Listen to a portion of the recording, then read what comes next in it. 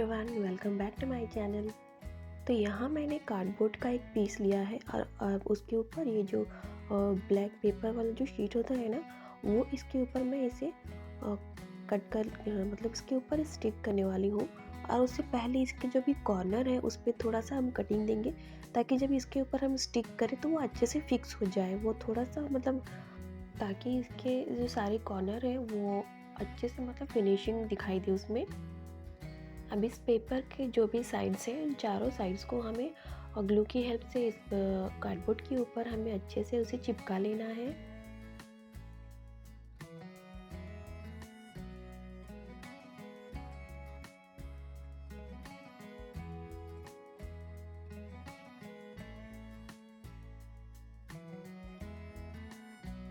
तो अब ये हमारा बोर्ड रेडी हो चुका है और अब इस पे आगे का काम करेंगे। तो यहाँ पे मैंने ग्रीन कलर लिया है और उसे ब्रश की हेल्प से इसे एक प्लांट के जो स्टेम होते हैं वो बना रही हूँ। मेरे जो भी कलर्स हैं वो सारे अब सूखने पर आए हैं, सारे ड्राई ड्राई से हो गए हैं। तो वो पेंटिंग करने में थोड़ी प्रॉब्लम आती है। अब जल्दी जल्दी ख़त्म हो जाए तो न्यू लेना होगा। अब इनके नीचे की तरफ में छोटी छोटी घास या फिर छोटे छोटे जो प्लांट्स होते हैं वही मैं यहाँ पे बना रही हूँ। ये इसे पूरा इस तरह कर लेना है जैसे कि ये बिल्कुल हरियाली जो होती है वो बिल्कुल भरी भरी सी लगे।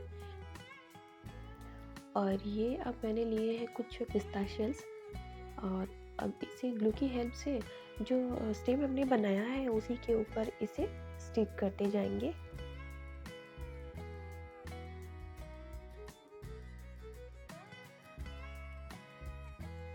यहाँ पे हमें एक बात का ध्यान रखना है कि ये जो शेल हमारा है तो इसका एक साइड जो होता है ना वो कुछ ज़्यादा ही कर्व्ड रहता है, मतलब घुमावदार सा रहता है एक हिस्सा। तो जो घुमावदार वाला हिस्सा है अगर वो राइट साइड में है तो हमें स्टेम के राइट साइड में उसे स्टिक करने हैं।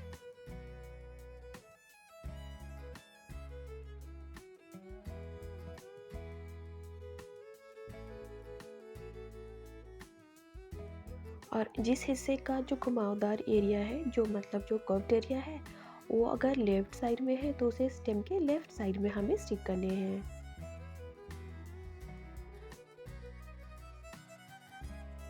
इस तरह हमें जितना चाहिए हम उतने अपने जो शेल्स हैं उन सभी को वन बाय वन स्टिक करते जाएंगे।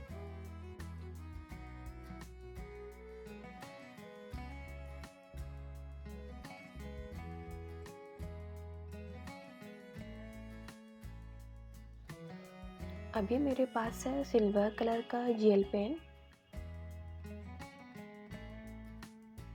और अब मैं इसके जो आगे का जो हिस्सा होता है उस पर मैं इसे कुछ नुकीला सा बनाऊंगी। वो जो गेहूं की जो बालियां होती है ना उस पर कुछ होता है ना, वही इस पे मैं ड्रॉ कर रही हूँ इस पेन की हेल्प से।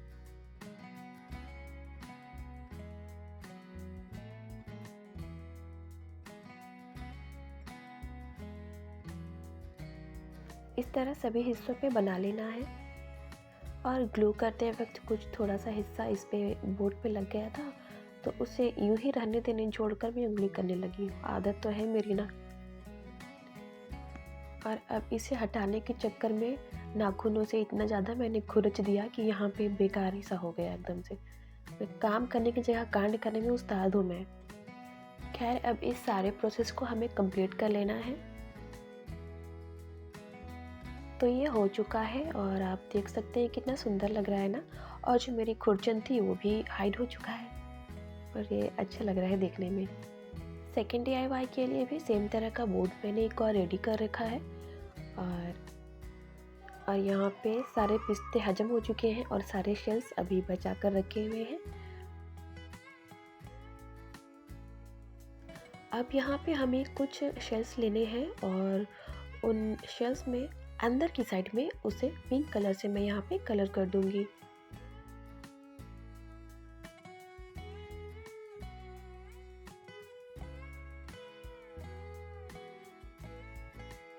अब इसके बाहर साइड में भी पूरा पेंट कर लेंगे। तो ये दोनों साइड पेंट होके रेडी हो चुका है और अब बारी है इन्हें बोर्ड पे चिपकाने की। अब एक फ्लावर की शेप में हम इन सारे शेल्स को स्टिक करते जाएंगे।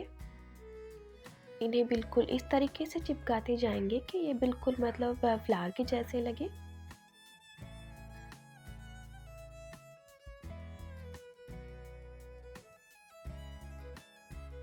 ये देखिए, इन्हें इस तरह से चिपकाना है।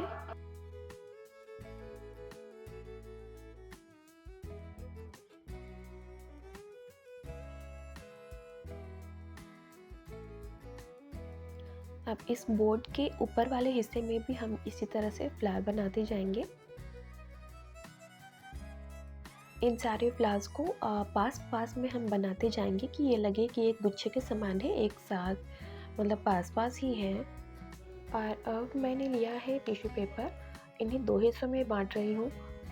बांटने का कोई मतलब नहीं है, मतलब मैं इन्हें छोटे टुकड़ों में कर रही हूँ और इसे रोल रोल इस तरह से लंबे में ही रोल रोल कर लूँगी इसे।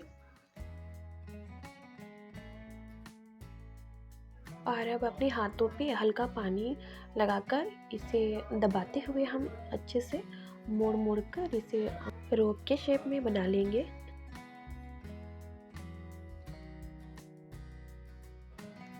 अब जो रोल हमने तैयार किया था उसे इस पे हम स्टेम के रूप में यहाँ पे उसे स्टिक कर देंगे। यूँ तो किसी भी प्लांट पे पहले स्टेम होते हैं, उसके बाद उसमें फ्लावर्स आते हैं, पर यहाँ पर हमारा उल्टा है। पहले हमने फूल उगा दिए और उसके बाद में उसके जो स्टेम होते हैं, जो तना होता है, वो उग रहा है।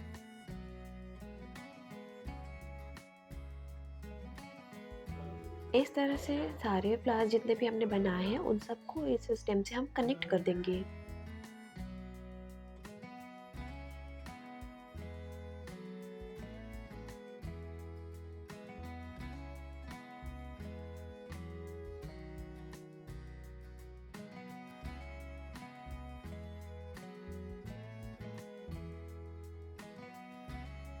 अब इन फ्लावर्स के पास हमें कुछ बर्ड्स भी ऐड करने हैं, वो उड़ने वाले बर्ड नहीं, ये कलियाँ, तो हमें वो भी इस पे ऐड कर लेने हैं।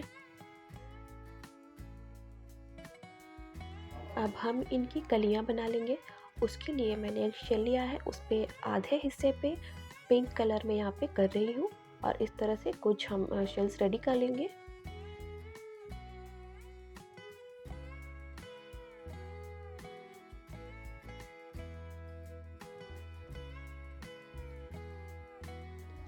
तो ये हमने कुछ इस तरह से कर लिया है और अब बाकी के कुछ शेल्स पे हम ये ग्रीन कलर अप्लाई कर लेंगे।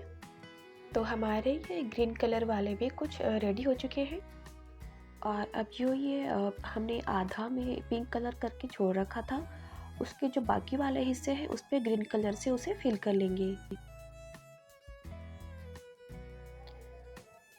तो अभी हमारी प्यारी सी कली रेडी हो चुकी है। इसी तरह से बाकी के सारे बचे हुए हिस्से में भी हम कंप्लीट कर लेंगे। अब इन सबको हमें कम्प्लीटली ड्राई होने के लिए छोड़ देना है। अब ये जो हमारा स्टेम है उसे ब्राउन कलर से यहाँ पे कलर करना है। तो ब्राउन कलर तो नहीं है मेरे पास, पर ये तो ब्राउन ही दिखता है, बर्ड सिएना करके जो कलर है मुझे नहीं पता, तो मैं उसका ही यहाँ पे यूज़ कर रही हूँ।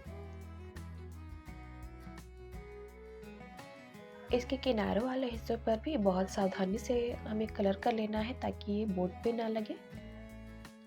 तो इस तरह कंप्लीट कर लेने के बाद अब जो ये हमने ग्रीन कलर का किया था और ये जो बर्ड हमने बनाया था, जो कलियाँ रेडी की थी हमने, उन सबको इस पर बारी बारी से स्टिक करते चले जाएंगे।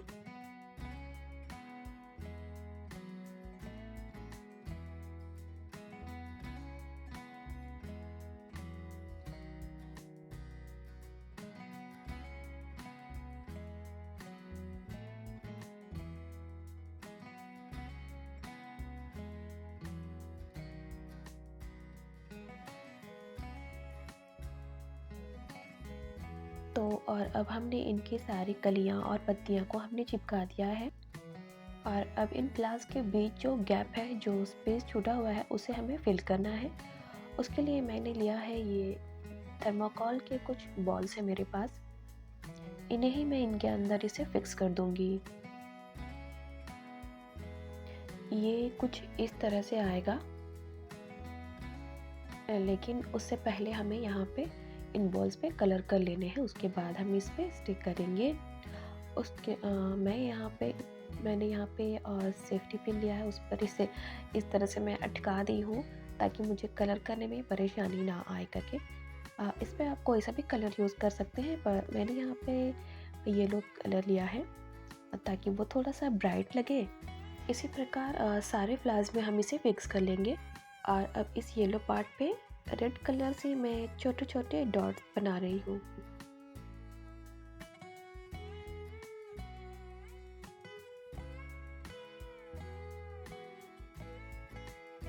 तो ये देखिए अब कितना सुंदर लग रहा है ना।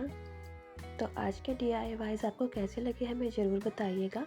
मिलते हैं नेक्स्ट वीडियो में, तब तक अपना ख्याल रखिएगा। Bye bye.